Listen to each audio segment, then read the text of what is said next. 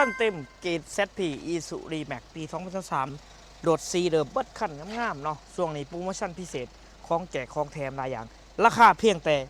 960,000 บาทเท่านั้นทุกท่านฟังบ่ผิดแน่นอนเดี๋ยวพาทุกท่านไปเบิ่งกันได้ไป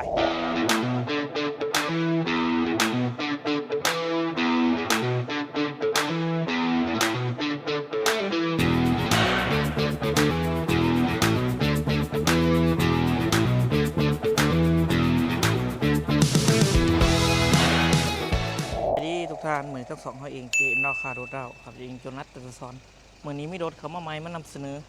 เป็น Isuzu D-Max ดุนเกตโตเซตเนาะมีแอร์รังกล่องจอครบสีขาวมุก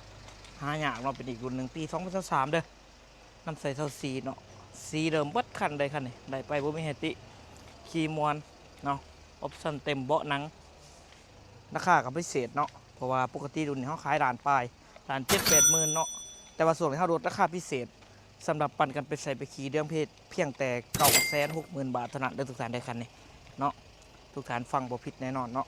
960,000 บาทเอกสารครบเกิดไปโอนซื้อได้เนาะสดเพิ่นเทินได้เป็นเดือนเป็นปีสบายโทรกันทุกครั้ง9733679เนาะเพื่อเอาโปรโมชั่นพิเศษของแจกของแถมหลายๆอย่างเดี๋ยวเราต้องทำไปเบิ่งรถทั้งในก็ได้ไปให้งามเนาะเบาะหนังกุ้งคนถอดคนโชว์ในพวงมาลัยเนาะตับเบลโลหุ่มหนังตับเบลโลสายเดิมงามๆแบบนี้เลยเจ็บๆเนาะกล่องจอครบรถเดิมโบตามโบปินเป็นเบาะหนังพิเศษมีแอร์รังให้พร้อมเด้อแล้วก็ทั้งแพรานก็มีลำโพงให้พร้อมแบบนี้สำหรับออปชั่นเต็มเนาะมัลติฟังก์ชันเนาะเกียร์กับปุ๊ก6 สปีดกล่องจอครบ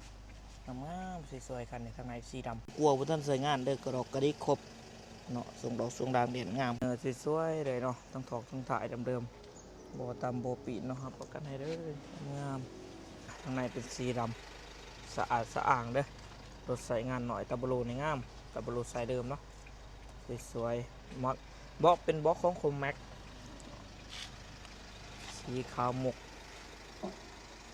ทางหลังเส้นเดียวกันมีแอร์รังเนาะเย็นสะดวกสบายสำหรับคนที่อยู่เบื้องหลังเนาะตักเดิมๆงามๆเดิมเบื้องนี้เนาะสวยๆเลยจากโรงงาน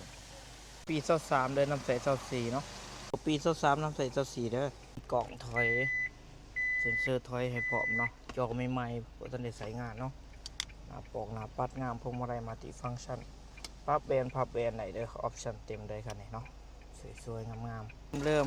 ประหยัดน้ำมันสุด Isuzu D-Max 1.9 เนาะข้อน็อตในสภาพเดิมว่าท่านแกะท่านมาขั้นเนาะขั้นหนาเนาะจุดเม็ดอาร์คทุกอย่างจากโครงงานเบิดเนาะจะมีออกเม็ดอาร์คเอาฟืนหมอไฟใหม่ๆจักนิ่มๆแห้งเด้อ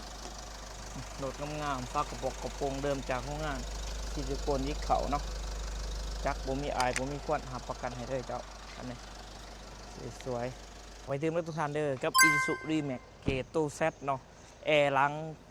เป็นเบาะหนังกล่องจอครบเริ่มมาแต่โรงงานเป็นสีขาวมุกหายากสุดๆอยู่ในปี 2023เด้อทุกท่านเด้อนำใส่2024สดผ่อนเท่าไหร่เป็นเดือนเป็นปีได้สบายส่วนนี้มีโปรโมชั่นส่วนลดราคาพิเศษราคาคันนี้มีเพียงแต่ 960,000 บาทเท่านั้นปกติเขาขายด่านป้ายเนาะด่าน7-8 หมื่นบาทได้คันนี้เนาะแต่ก็พร้อมกับของแถมหลายอย่างบ่ว่าจะเป็นตู้เย็นเนาะหม้อหุงข้าวหม้อแดงผ้าคลุมรถเงินเติมน้ำมันเต็มถังเนาะแถมเบียร์ประกันภัยค่าทางเทคนิคขึ้นไปโอนซื้อให้จบทุกอย่างเนาะ